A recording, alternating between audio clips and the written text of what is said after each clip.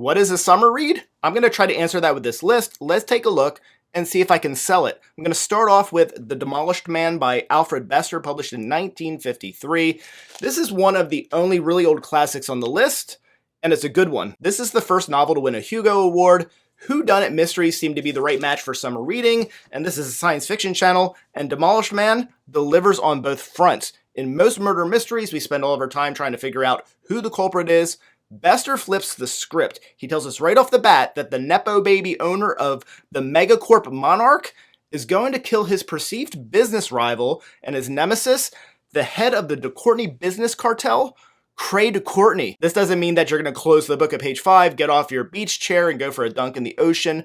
Bester ropes you in, and instead he poses the question, how will Reich get away with this murder in a world where you can't get away with murder? How does that work now? In this world, the existence of espers, those who read minds, makes it impossible to get away with any major crime.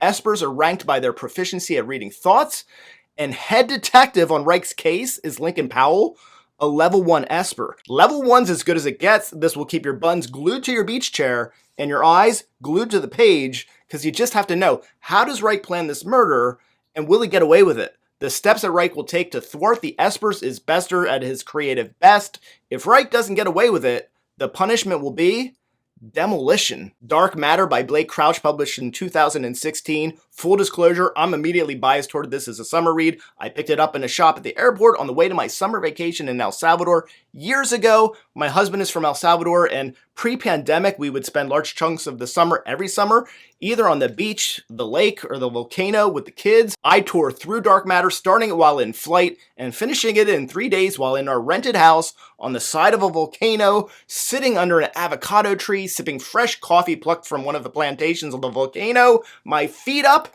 and looking out over the city of San Salvador. What was I saying? I've heard others call this an airport book, which I'll agree with. It's not too deep. The science is fairly simplistic. It is a page turner, and it's easily consumed by a general audience, whether fans of science fiction or not. Simply put, it's a people pleaser. There's a little bit of the author asking us to look at ourselves and how we live our life and the choices that we make in a way that's more comforting than heavy-handed. Dark Matter is the story of an unassuming man, Jason Dessen, who's kidnapped and finds himself in a parallel or alternate universe. This is all very confusing to Jason. What's going on? How'd he get here? Why is his wife not his wife? What happened to his son? Who did this to him? Therein lies the suspense of the novel. Crouch titillates with superficial quantum mechanics that never get too deep as to spoil the read for the non-science fiction crowd, and leans more into building the suspense and delivering constant tension and action. Also, last year I did a spring science fiction reading video, and if you missed that, I put a link for that one in the description of this video. Next up is Leviathan Wakes by James S.A. Corey, published in 2011. Maybe you're going to take it easy all summer, and maybe you think that's a good time to start a series, like really get caught up in something and tear through a bunch of sequels. How about The Expanse? Get started with Leviathan Wakes. The writing team of Daniel Abraham and Ty Franks will introduce you to the crew of the Rocinante, previously the crew of the destroyed ice-hauling vessel, the Canterbury. James Holden is the reluctant leader, a Boy Scout who maybe speaks too much and perhaps not strategically, because he believes in the value of everybody working from an informed position with everything out in the open. There's Naomi, a tough and confident engineer, Amos, the muscle with a secretive past, and Alex, the Martian captain. The initial setting is close to home. All the action is set in our solar system. Mars and much of the asteroid belt are inhabited, meaning that our 3 main political divisions are the Earthers, Martians, and the Belters. If the balance of power, trust, what have you, wasn't delicate enough, there's now the issue of a mysterious alien protomolecule to shake things up. The crew of the Rocinante will grow by 1 when they meet Detective Miller, a no-nonsense, doesn't always play by the rules, maybe a little bit dirty cop who's investigating the disappearance of a girl, the daughter of wealthy and powerful magnate Jules Pierre Mao. You might enjoy spending the summer finding out how the missing girl and the protomolecule are connected, discovering if Holden and Miller can work together and get along despite their very different personalities, and enjoying the political intrigue surrounding the ever-evolving relationship between Earth, Mars, the Belters, and any number of other factions. It'll take about 5 novels for the characters to really develop any depth, but the authors make up for this with political intrigue and steady page-turnery action. In the sequel, Caliban's War, you'll meet the series' best character, Christian Avasarla. Jurassic Park by Michael Chricton. Sticking with tropical islands, I mean, we are talking summer reads after all. When I think summer, I think the beach, an island destination, blockbuster movies. The book hits on a bunch of summer marks. Jurassic Park obviously has the blockbuster movie connection, and of course it has the beachy connection, a theme park on an island off the coast of Costa Rica. Throw in the easy, straightforward plot with lots of continuous action. This is a summer reading list no-brainer. I've already filmed a review for this book that I'm going to post in a few weeks, and I'll give you the bigger picture then. Big being the optimal words, as if you don't already know. This is a book about a billionaire enlisting scientists to use revolutionary DNA copying technology to engineer dinosaurs in an attempt to build the world's most innovative, captivating, and profitable theme park. Just like the movie, the action in the book is nonstop and riveting. It's a perfect airport, beach, pool, or mountain read. Teranesia by Greg Egan, published in 1999. Beautiful birds, plants, flowers, butterflies on a tropical island.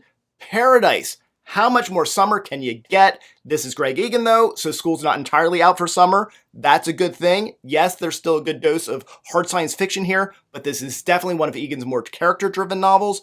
Teranesia is set on a tropical island in the South Moluccas near Indonesia. Child main character Prabir lives on this island because his biologist parents are studying butterfly evolution.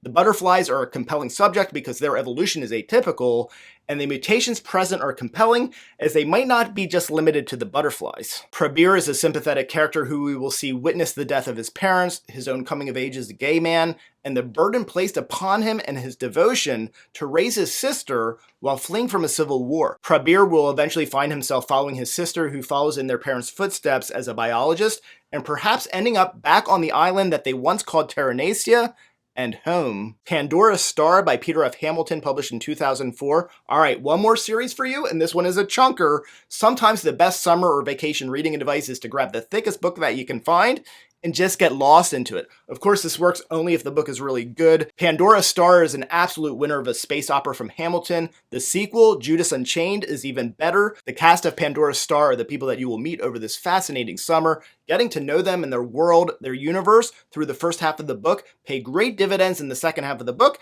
and it's a catalyst for thrilling action throughout the sequel, Judas Unchained. This is large scope, large ambition, space opera. The cast is enormous, the setting is vast, and there's science fiction goodies all over the place.